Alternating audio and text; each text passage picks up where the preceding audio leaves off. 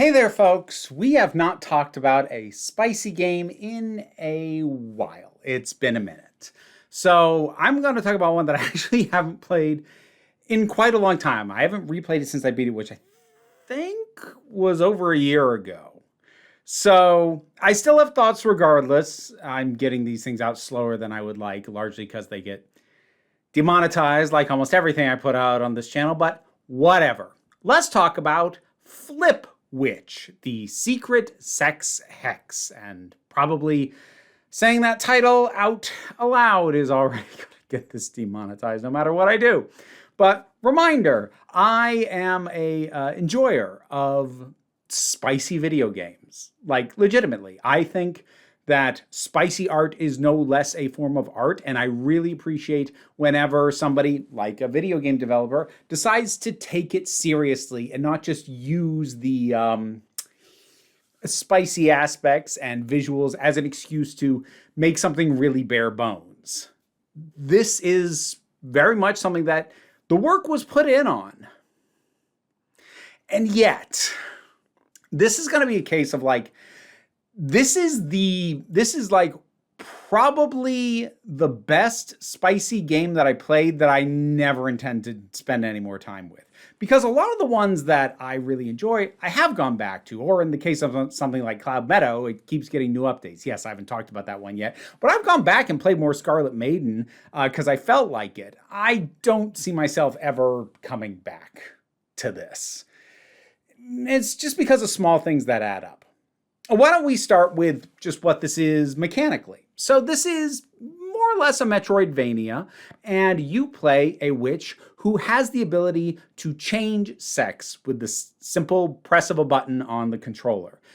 Can become male, can become female. Now, when you do this, your sprite changes. You don't get a completely different set of abilities, but certain things will behave differently. It can be as basic as certain platforms you can only stand on if you are the corresponding sex, and if you're not, you will fall through it and it won't work for you. So it becomes a sort of added complication of a lot of the platforming, because like any good Metroidvania, it is a mix of platforming and combat. And you also find yourself having to present as the correct gender to be able to interact with certain characters, or at least get the interaction that you need in order to progress the story. There are also costumes, which isn't strictly aesthetic. They are actually important because you need to be looking a certain way in order to get the correct output from certain NPCs.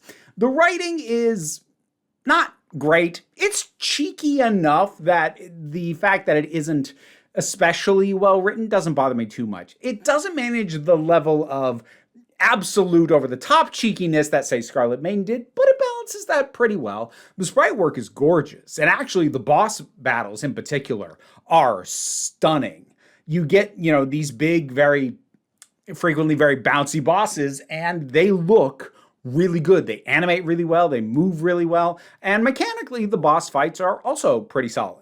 This is a game that, progresses like any Metroidvania does. You get more movement and traversal abilities, or abilities to take out certain kinds of barriers. It expands more of the map. You explore more, find more, and keep going until you win. So, if all of that is solid, what are my issues? Well, there's one that was a bit of an issue for me when I first started, but I did eventually adjust to. But I'll just mention this one at the front end. The jump's really floaty.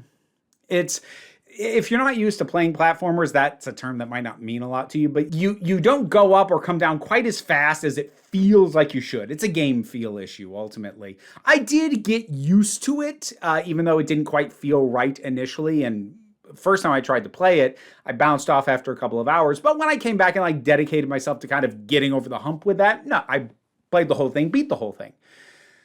No, the issues I have are actually about the spicy side of the stuff, which is odd because usually when I come into these games, I expect that I'm mostly going to be dissecting or picking apart the mechanical end of it. I mean, maybe not so much when I did the visual novel, but even that, I had some amount of mechanics to talk about in terms of the way it branched and everything else. Here, I don't really have that much to talk about mechanically. It's a solid Metroidvania. But when the core concept is your character can change sex at any time. And I am saying sex and not gender because it is presented as a sex change and not a gender alteration. It's not a trans body. It's a 100% flip over, and the game itself is portraying it as your sex changing, not necessarily your gender. So, however you want to interpret that, you can. The game doesn't really broach that subject, but that's kind of the thing. The game doesn't really broach the subject of gender flippery at all. The flipping of male to female is really purely mechanical. It really does not result in any exploration of the ideas of gender or even sexuality. Nearly every single little cutscene, and you can get quite a few of them, but nearly every single one is straight. The whole thing is just shockingly straight and really male-gazy. Like, there's a handful of woman-on-woman scenes, literally no guy-on-guy scenes. You just look at the way the sprites are animated. When your character is a woman, actually every single woman in the game, NPC, enemy, and the player character, just bouncing all over the place. That's the idle animation, is bouncing. And then there's so little sexualization of the men. That includes the player character. Very chaste comparatively. And even with the enemies, the male enemies will be in loincloth, and yeah, they're shirtless, but it's a shirtless guy, big deal. The women enemies will all, again, be bouncing, but they'll be bare-chested, if not completely naked. The sexualization fully tilts in the direction of women. Because like in the cutscenes, even if your player character is the man version, the focus is still going to be much more on his female partner. Sometimes they desexualize the masculine version of the character so much they don't even bother putting his face in the scenes. I get that a big part of the anticipated audience for a lot of spicy games are presumably straight men, and if you're not going to be that, then usually you put that up front and center, like have it be the main thing, like this is for people into trans bodies or gay pairings, or that's front and center. So putting stuff that has more queer aspects in it into a game that presumably also has appeal for a straight audience is, something not all developers might be willing to roll the dice on, except that here, again, the core premise is you're flipping your gender. I don't think it's unreasonable to expect a certain amount of playing with that. Not just like in the game, but like in the scenes, in what happens. You'd think that would open up so many more possibilities of the combinations that you could see, and it really doesn't. It's in the title. Flipwitch. You flip your sex. That's the entire pitch, and it doesn't matter. It's purely mechanical, which is just such a disappointment because, wow, could they have done a lot with this? Like, it's such a juicy premise.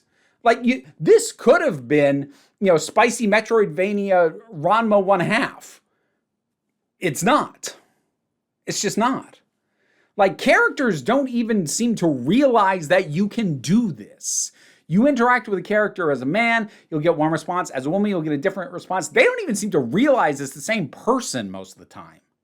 Like, there's just no functional, actual, like, core acknowledgement of what it is that's even going on. It's such a baffling missed opportunity to me. And I don't want this to sound accusatory, but it sure feels like this was worked on pretty much entirely by straight people. Because I don't want to presume any level of malice in the absence of queer content, but it does feel like the kind of thing that's so obvious to me because I am queer and most of my partners are some degree of queer, and like my life is a very queer life, that like it is so obvious to me that the opportunity is right there to just really have some fun with this and really do some wild stuff, and just nothing. And again, I don't think it's malice. I think it's, to be a little rude about it, lack of imagination. If you have a very straight sex life, which is fine, but if that's your perspective, you might not realize how much of an opportunity this misses.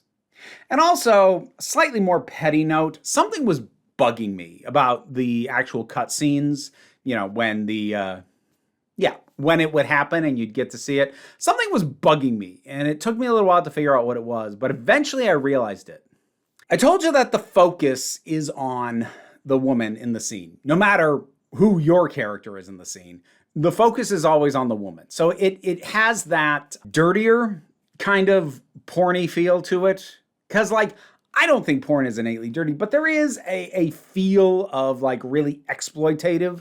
Like, sometimes evoked on purpose, because that's just the energy they're going for. Sometimes it happens because stuff was actually made exploitatively. That's a whole other conversation. But just that feel where, like, the woman is an object and is just treated that way by the camera, by the scene partner, by everything.